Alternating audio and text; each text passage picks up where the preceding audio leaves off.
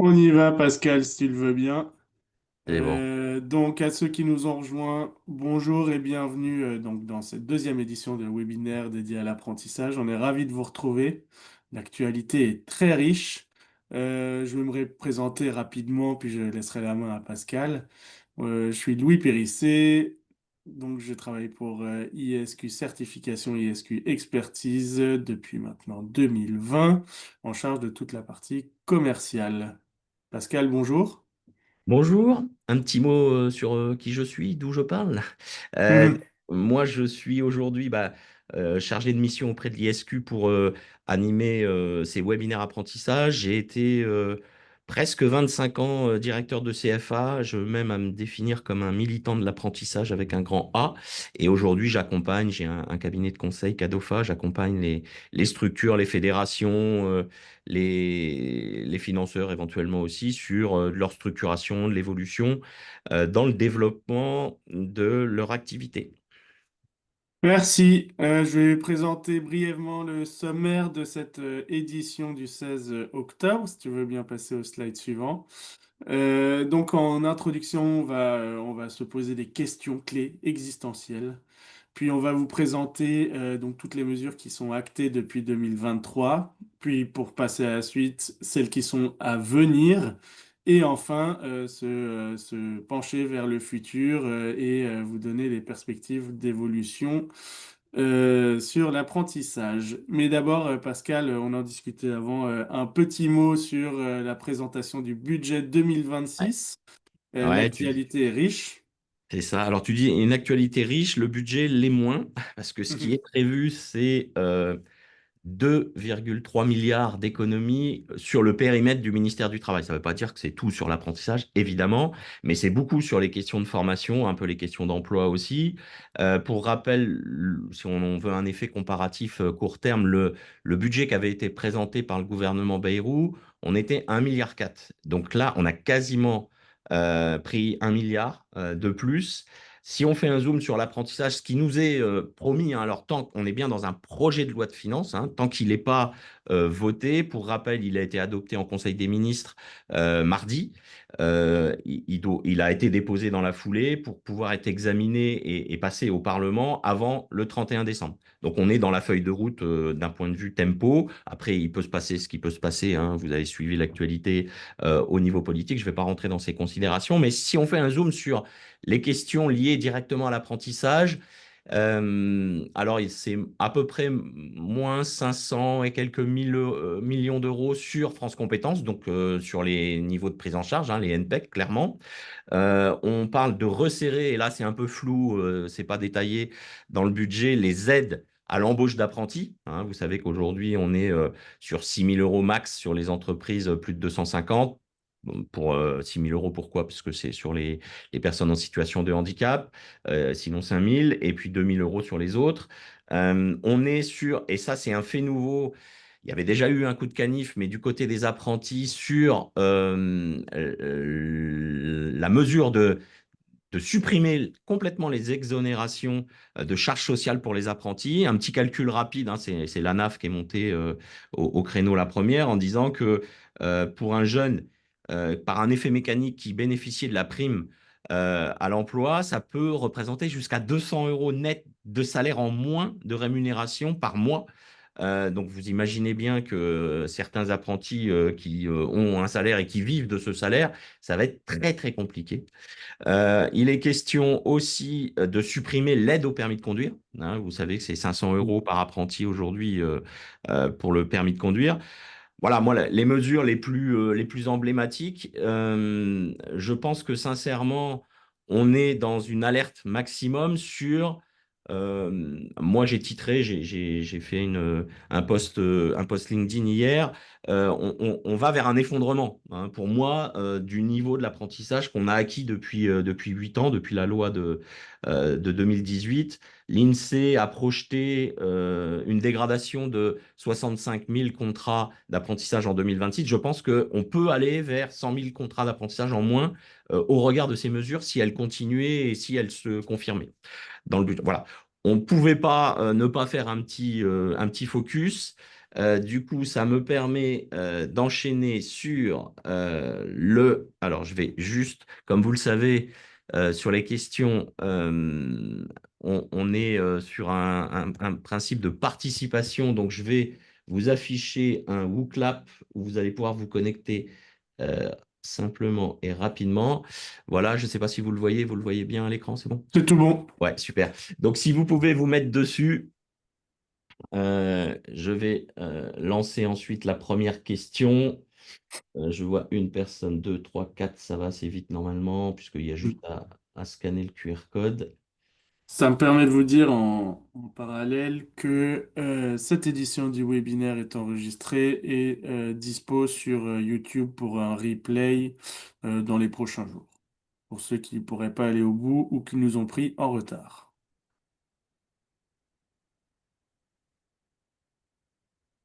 Alors, on va y aller sur la première question, qui va être une question un peu de chauffe. Alors, je vous ai un petit peu chauffé à blanc. Quel est mon niveau de visibilité sur sur l'avenir de l'apprentissage? Alors, j'ai posé cette question et ce nuage de mots avant le budget, avant d'avoir connaissance du budget. Euh, donc là, voilà, avec ce qu'on vient de se dire, je remets le QR code pour ceux qui ne l'avaient pas, éventuellement.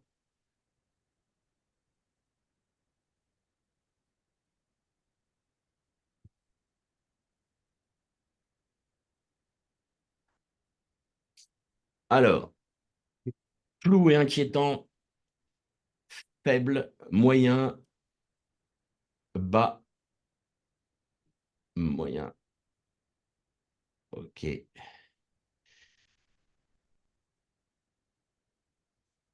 Effectivement, je suis assez d'accord. Ce qui est en train de se dessiner au travers de ce que vous dites, c'est un peu ce qu'on ressent tous hein, dans l'écosystème, c'est euh, quelque chose euh, de flou, quelque chose qui est pas forcément, qui donne pas de la vision. Et on le sait très bien que comme toute activité, on a besoin de vision.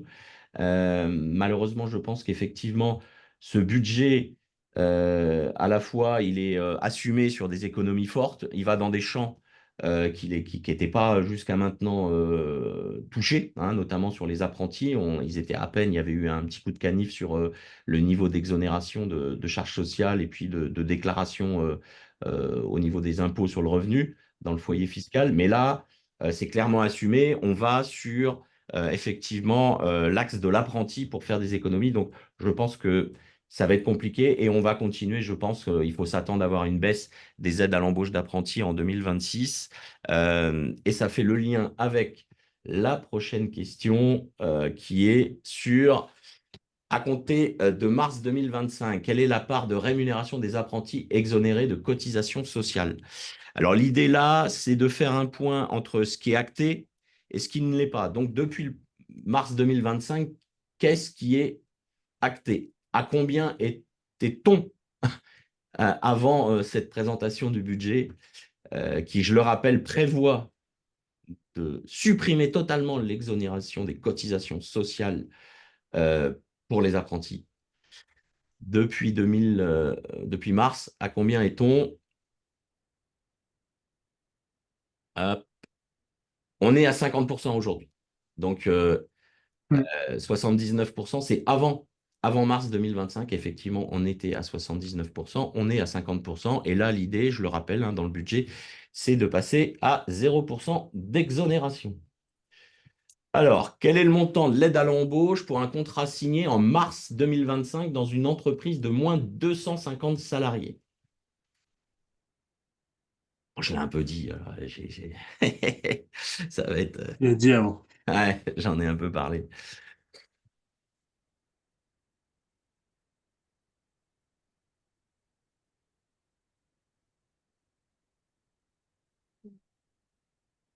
Allez, j'ai des répondants un peu plus. Attends encore un petit peu le temps que tout le monde réponde. Allez, je pense que c'est stabilisé. Hop, ouais, je pense que c'était assez. Effectivement, c'est 5 000 € aujourd'hui.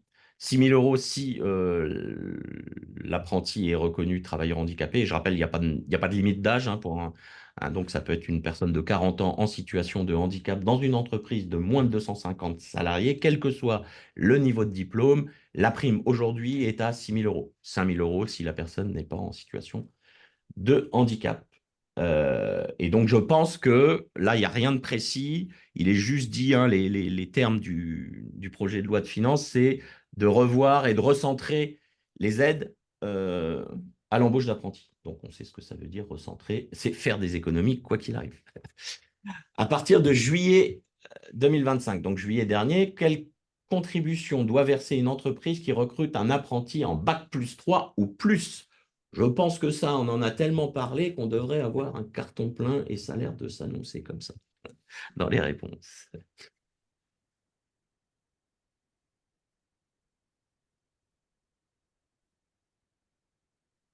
Bon, on va faire durer le suspense plus longtemps. Je pense que ça, tout le monde est bien au carré là-dessus. C'est effectivement 750 euros. Alors, il n'est pas prévu dans le budget, hein, il n'y a pas de trace comme quoi cette contribution pourrait augmenter. Mais bon, voilà, quand on fait des économies et on recherche des, des produits, tout est possible.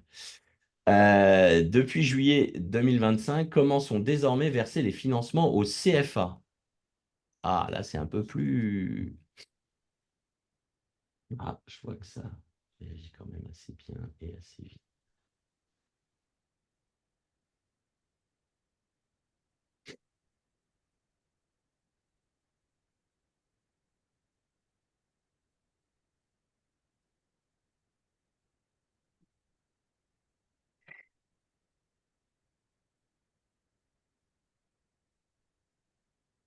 Allez, 26 sur 33, pareil. Là, il y a quand même une partie des personnes. On est effectivement en 4 versements échelonnés selon la durée. En fait, il y a deux choses qui sont passées, c'est-à-dire qu'on a rajouté un solde et on a rajouté la notion de durée réelle à la journée pour l'instant. On n'est pas encore à l'heure, mais malheureusement, je pense que c'est ce qui nous pend au nez, comme le financement de la formation professionnelle. Euh, on est passé d'un tout mois commencé et dû au prorata des jours de la durée du contrat. Donc, voilà. Laquelle de ces mesures n'est pas encore en vigueur à aujourd'hui, mais a été annoncée pour 2026? Contribution, bon, ça, normalement, on peut le enlever. Modulation des niveaux de prise en charge par les branches, proratisation des financements CFA, nouvelle aide à l'embauche différenciée. Alors, ouais, c'est parce que moi, quand j'ai fait, j'avais pas encore le projet de budget, donc c'est avant le projet de budget, hein, quand je dis mais a été annoncé pour 2026. Par le dernier gouvernement en place, notamment Astrid Panosyan-Bouvet, donc le gouvernement Bayrou, on va dire. Alors, on a quand même une majorité qui est sur modulation des niveaux de prise en charge. Et c'est effectivement la modulation des niveaux de prise en charge par les branches professionnelles. On va le voir juste maintenant dans le détail comment tout ça. Merci pour vos réponses. Je vois qu'on est quand même pas mal, hein, sur un niveau Mhm. de connaissance qui est quand même bien posé. Et donc on avance. Hop. Alors, euh, hop. Ah oui, il y a une petite animation. Donc plusieurs mesures depuis. Je suis remonté à 2 ans parce que le gros des mesures, en fait, c'est 2023, fin 2023, 2024, 2025. Il y a eu beaucoup de choses qui ont été dites. Certaines ont été validées, votées. Certaines ont fait l'objet euh, de lois, et d'autres n'avaient pas l'obligation de loi, mais plutôt des circulaires administratives. Et donc, on se propose de faire un point, ce qu'on a un peu fait au travers des tests, enfin des questionnaires, on se propose de faire un point. Donc, les mesures actées au 16 octobre pour les apprentis. Alors, vous aviez bien répondu a priori globalement, exonération des cotisations salariales limitée à 50%. Et comme je le redis, dans le projet de loi, c'est d'aller vers une annulation totale des cotisations salariales pour les apprentis. Et donc, c'est pour les contrats conclus à partir du 1er mars 2025, la part de la rémunération au-delà des 50% du SMIC est soumise à cotisation sociale. Et effectivement, il y avait eu des réponses sur 79%, mais ça, c'était avant, avant mars 2025. Maintenant, du côté des employeurs, ce qui est acté à l'heure où on se parle, l'aide à l'embauche d'apprentis, prime, vous l'avez dit, sans condition pour les entreprises de moins de 250 salariés, avec quota d'alternants pour les plus de 250. Vous savez que ça n'a pas bougé. Il faut, pour pouvoir toucher cette prime pour les plus de 250, respecter les quotas qui sont aujourd'hui de 5% de la masse salariale annuelle. Donc 6 000 euros, c'est bien maximum, donc avec un apprenti en situation de handicap. L'aide à l'embauche d'apprentis modifiée en 2025. À partir de février, la prime est plafonnée à 5 000 euros pour les entreprises ou 2 000 euros pour la première année. Reste 6 000 euros pour les apprentis en situation de handicap. La contribution obligatoire pour l'employeur sur les, alors ce qu'ils appellent les hauts diplômes, on va dire à partir de niveau 5, à partir de niveau 6 et 7, pardon, donc équivalent bac plus 3 à bac plus 5, c'est 750 euros par l'employeur, réduite à 200 euros si nouveaux contrats après rupture ou proratisé en cas de rupture pendant la période d'essai. Alors, cette dernière mesure sur la mise en œuvre, pour avoir discuté avec des OPCO, bonjour, ça risque d'être compliqué parce que, alors, entre le premier contrat re-signé avec le même OPCO ou l'OPCO différent, bon courage sur la mise en œuvre. Mais bon, ce qu'il faut retenir, et là, vous l'aviez bien retenu et bien sorti dans le slide d'avant, c'est que c'est les 750 euros à partir de bac plus 3, à partir du 1er janvier, ce qu'on peut appeler une forme de reste à charge, hein, contribution supplémentaire euh, de l'employeur, directement versé au CFA. Donc là, au passage, le CFA est chargé de gérer toute la facturation, la récupération, et si c'est pas payé, comment ça se passe? Enfin, tout ça, c'est des questions qui sont en suspens dans la mise en œuvre. Je pense que vous avez peut-être déjà été confronté à la complexité du sujet. Pour les CFA, réforme du financement des CFA, déploiement à partir de juillet, le financement des formations est ajusté au coût réel, c'est ce qu'on disait tout à l'heure, hein, on passe d'un tout mois commencé et financé au prorata du mois, avec des niveaux de prise en charge proratisés selon voilà, selon la formation. 40%, 30%, 20% et le solde des 10% à la fin du contrat pour éviter les trop perçus en cas de rupture anticipée. C'est effectivement ce qui a été annoncé. Et il faut aussi prouver que vous avez, si vous êtes concerné par les 750 euros, il faut prouver que vous avez facturé l'entreprise sur les 750 euros. Donc aujourd'hui, une facture suffit. Il n'est pas demandé d'avoir une preuve de paiement. Ça serait quand même un peu complexe. Mais donc, il faut que vous puissiez fournir sur les 10% de solde la preuve que vous avez facturé les 750 euros si vous êtes concerné sur une formation à partir de Bac plus 3. Financement différencié pour les formations à distance. Ça aussi, ça a fait couler beaucoup d'encre. Je crois qu'il y a des recours qui sont en cours. Je ne sais pas où ils vont aller, mais à partir de juillet, les formations dispensées à 80% ou plus en distance voient leur prise en charge minorée de 20%. Alors, cette réduction s'applique au coût réduit des formations, principalement en ligne. Ouais, c'est un peu ce qui a été mis en avant. La question, c'est quoi une formation distancielle? C'est quoi la qualité d'une formation distancielle entre le synchrone, l'asynchrone?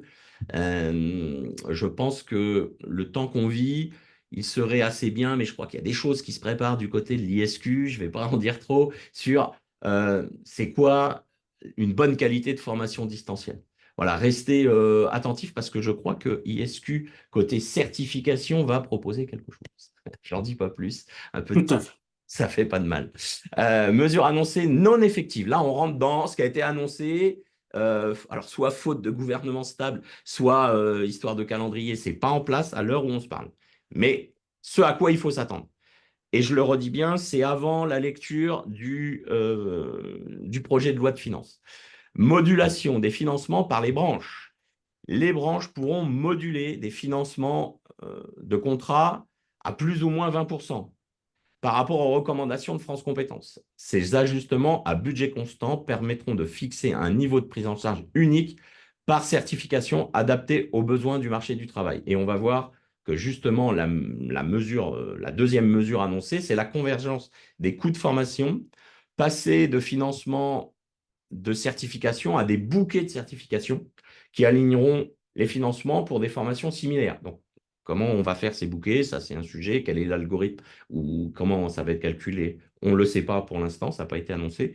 Donc, un plafond, 12 000 euros sur les niveaux 6 et 7, sera étendu au niveau 5, BTS, pour harmoniser les coûts de formation. En gros, il y a un plafond max. Donc, quoi qu'il arrive, les branches ne pourront pas aller au-delà de ce plafond de 12 000 euros. Par contre, par rapport au coût, au niveau de prise en charge que France Compétences aura défini, dans la limite de 12 000 euros, une branche pourra décider de financer à plus 20% ou moins 20%. Donc, c'est une façon de redonner la main aux branches, hein. Vous savez que dans la loi de 2018, les branches ont un rôle de définition et même de contrôle de la qualité, hein. C'est le deuxième axe, on l'oublie un peu, mais les branches doivent être partie prenante au contrôle de la qualité des formations par apprentissage. Mais au moins sur ce sujet de définir un niveau de financement, c'est une façon de redonner la main aux branches. Alors, vous dire si tout ça, ça va perdurer ou pas, là, franchement, j'ai pas de boule de cristal, je peux pas vous le dire. Ça avait été annoncé en juillet en deux temps, hein. Il y avait eu la réforme du financement avec la limitation du distanciel, les 750 euros, et la ministre à l'époque, hein, Astrid Panosyan-Bouvet, avait dit en 2026, premier semestre, on s'attaquera à ce sujet-là, à ces sujets-là. Est-ce que cette feuille de route va être conservée ou pas? Là, j'ai aucune info à vous donner et je ne sais pas. A priori, c'est quand même assez technique et je sais que les services du ministère, la DGFP, tout le monde et France Compétences évidemment étaient sur le coup. Je ne sais pas si ça va être remis en cause. À voir. Simplification du système de financement. Alors voilà, quand je dis simplification, j'ose y croire. Un seul niveau de prise en charge par certification sera établi au lieu d'une multitude, réduisant les tarifs de 800 000 à 3 500, alors qu'on s'entende bien, il n'y a pas 800 000 certifications aujourd'hui, il y a 800 000 lignes, hein, pour ceux qui l'ont déjà manipulé, dans le fichier Excel, et il y a en gros 5 000 certifications. Mais la combinaison du nombre de branches avec les certifications, quand on additionne, qu'on multiplie surtout tout ça, 5 000 par le nombre de branches qui ont fait des recos et qui portent des certifications, on est à 800 000 lignes, effectivement. À 3 500, je demande à voir. Peut-être que ça va se faire quand même par palier, mais l'idée, c'est vraiment d'avoir une lisibilité vraiment accrue pour pouvoir mieux piloter. Je pense que l'intention est bonne, hein. Je pense que tout le monde n'est pas satisfait des 800 000 lignes à manipuler. C'est juste une horreur, de l'aveu même de France Compétences. Voilà, donc l'idée, c'est d'avoir une meilleure lisibilité du financement pour les CFA et les entreprises, et puis pouvoir mieux piloter effectivement la question du financement de l'apprentissage via les niveaux de prise en charge, les NPEC. Alors, objectifs et réformes majeures à venir. Objectif général et axe stratégique, renforcer la qualité des formations, mieux informer et protéger, garantir la qualité des processus, tolérance zéro, fraude. Ça a été annoncé dans un dispositif anti-fraude, hein. Ils ont embarqué, mais c'est assez large parce que on a la manie de confondre euh, contrôle, fraude et qualité. Donc tout ça est embarqué dans le même bateau. Mais l'idée, effectivement, c'est de lutter contre la fraude, de lutter contre les effets d'aubaine. Voilà, c'est pas forcément de la fraude, mais d'aller vers plus euh, d'équité peut-être entre les différents acteurs et notamment les opérateurs, essentiellement dans l'enseignement supérieur, hein. Vous l'avez compris, c'est l'enseignement supérieur qui est plutôt visé au travers de cet axe stratégique. Alors, évolution de la certification Calliope, des nouveaux indicateurs pour une évaluation plus fine. Aux derniers échanges que moi j'ai pu avoir avec les cabinets, enfin avec le cabinet du ministère du Travail, c'était de dire on veut aller plus euh, sécuriser la façon dont le CFA s'assure qu'il y ait un suivi en entreprise de l'acquisition des compétences, qu'il y ait une meilleure adéquation, enfin qu'il y ait une adéquation entre le diplôme préparé, les activités confiées à l'apprenti.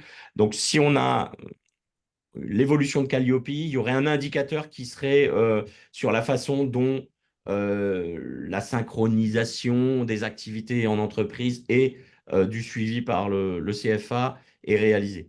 Des audits renforcés d'ici fin 2025. Bon, voilà, je ne suis pas persuadé que se soit mis en place. Un élargissement de la certification à tous les organismes de formation d'ici mi-2026. Il est question effectivement que Calliope devienne la norme globale, quelle que soit l'activité de formation.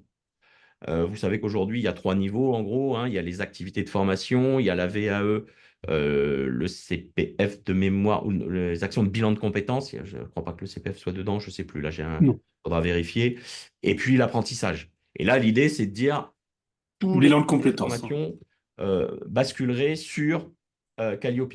Et surtout, les universités, l'enseignement supérieur côté public, parce que vous savez qu'aujourd'hui, ils sont exonérés de Calliope.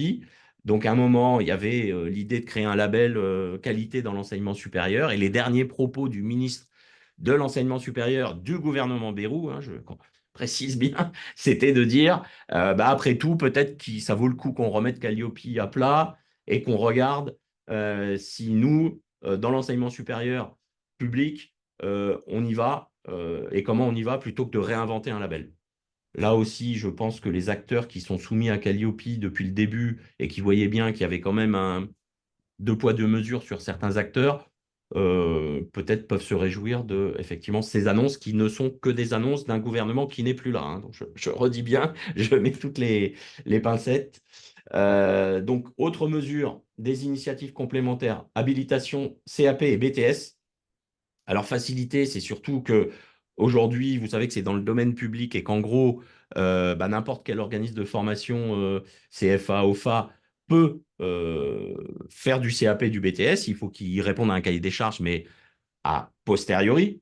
Aujourd'hui, il serait question de mettre des habilitations au-delà du CCF, hein, puisqu'on a déjà du CCF dans ces formations-là, surtout sur le CAP. Mais n'importe quel organisme ne pourrait pas, comme ça, décider d'ouvrir un CAP à la prochaine rentrée. Il faudrait qu'il ait une habilitation. Donc ça peut être quand même un changement majeur. Certains y voient aussi la capacité de l'éducation nationale peut-être qui opère sur l'apprentissage de pouvoir resserrer son champ et voilà, hein, c'est ce qui peut se dire aussi. Bonne chose, mauvaise chose, il faut voir la façon dont ce sera décliné. Indicateur enrichi pour insert jeune et insert sup. Oui, bon, je pense que là, il faut rajouter effectivement des choses peut-être plus. Alors sur insert sup, je connais moins, mais insert jeune, bon, les acteurs ont émis, voilà, on n'est pas forcément sur des indicateurs réels, mais il y a un algorithme derrière qui sort des fois des choses qui sont pas forcément la réalité. J'ai eu des remontées, moi, de CFA qui me disaient, mais c'est pas du tout ça. Moi, je suis pas du tout d'accord avec ce que ressort insert jeune. Bon, insert jeune ne fait pas quand même l'unanimité chez tous les acteurs.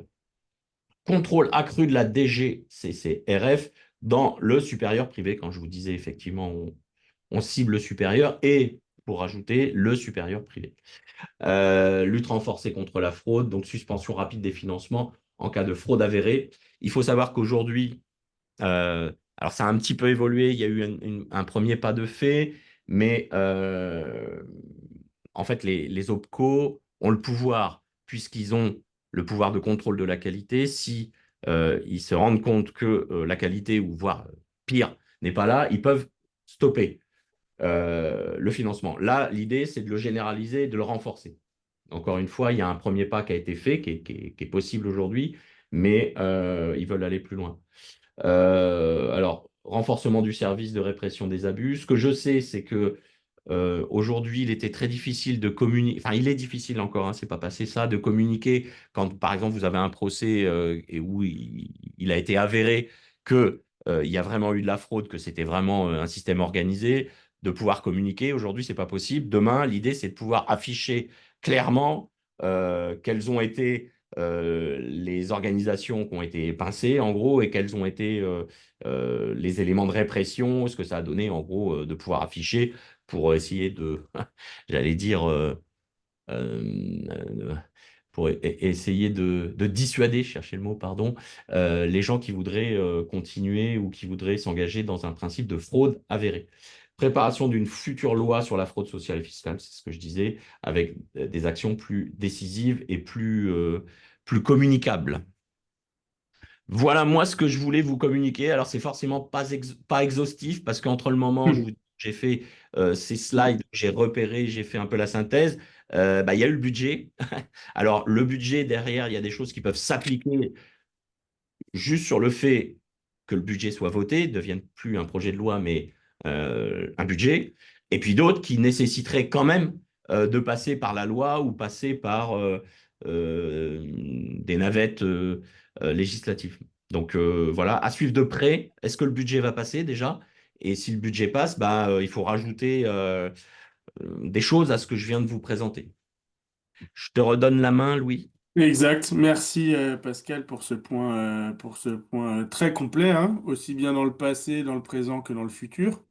N'hésitez pas, ce que je voulais vous dire simplement, n'hésitez pas à envoyer des questions si vous en avez, Mm. des remarques. Info@isqexpertise.com. Très important d'avoir vos retours. Une brève présentation ISQ Expertise pour ceux qui nous connaissent pas encore suffisamment. Notre domaine notre champ d'action et nos domaines d'expertise, hein, qui s'affichent sur votre écran. Donc, on est ravi de vous accompagner là-dessus. Notamment tout ce qui est en termes de qualité de performance via des audits blancs ou la mise ou l'aide à la mise en place d'un système de management de la qualité. Un accompagnement au dépôt RNCP ou RS. Aussi, on peut vous accompagner sur tout ce qui est mise en conformité et réglementation, la préparation de contrôle du service fait, la création de CFA ex nihilo, c'est ça, on peut vous accompagner là-dessus. Et enfin, on propose également des formations et notamment une certification d'auditeur Calliope notamment. Enfin, donc, pour être tout à fait complet, c'est voilà le slide qui s'affiche là vous donne vraiment les champs d'action et nos domaines d'expertise donc sur l'enregistrement des certifications professionnelles et le pilotage et la sécurisation des partenariats d'habilitation que vous pouvez avoir. Les partenariats certificateurs ou co-certificateurs et enfin l'ingénierie de certification de personnes donc, la relation certification professionnelle et certification de personne. Si vous avez des questions donc, sur ce webinaire passé, donc, que vous pouvez retrouver sur notre chaîne YouTube, comme je vous l'ai dit tout à l'heure, d'ici quelques jours, hein, il sera mis en ligne. N'hésitez pas à envoyer vos questions. Et Pascal, je te donne le mot Ouais. de la fin sur la présentation de prochains webinaires ISQ Mm. Expertise, donc sur l'apprentissage et l'activité des CFA. Je t'en prie. Merci. Ma voix va tenir jusqu'à la fin, c'est bon. Je me fais le pari, je suis désolé. Voilà, mais ça va tenir. Bah, alors, il y a un lien entre ce qu'on vient de se dire là. On voit bien la contrainte majeure qui est en train de se mettre en place sur une régulation par la contrainte et non pas par la qualité et par le marché, qui étaient les deux piliers de la loi de 2018. On voit bien que la contrainte budgétaire est en train de réguler très certainement le nombre d'apprentis, le nombre d'employeurs de fait, mais aussi euh, inévitablement va avoir un impact sur le nombre d'acteurs, et je pense aux opérateurs, CFA, OFA, OF. Cette contrainte va les engager à repenser très certainement leur modèle existant, et puis leur modèle de développement. Et donc, on vous propose le webinaire 3, c'est comment étendre l'activité des CFA, UFA ou délégation pédagogique. Alors, c'est un prisme volontairement assez précis.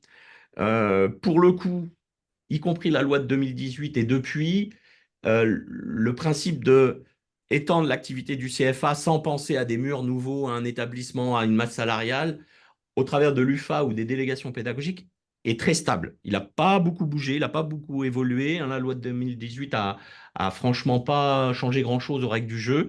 Et donc, ce qu'on vous propose le 4 décembre, c'est de pouvoir vous faire une présentation sur la façon dont on peut réfléchir à un développement au travers de création de partenariats avec deux entrées qui sont les deux entrées au regard du Code du travail, soit de l'UFA, unité de formation apprentissage, ou de la délégation pédagogique.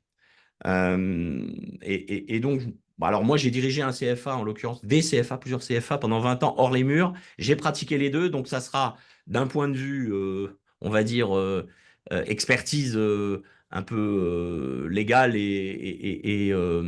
et structurelle, mais aussi vous faire des retours d'expérience sur ce que moi j'ai vécu dans les deux modèles. Et comme je vous dis, ça n'a pas tellement évolué, donc je pense que ce que je pourrais vous dire d'un retour d'expérience un peu global est toujours valable et pourrait être toujours valable dans une projection de développement.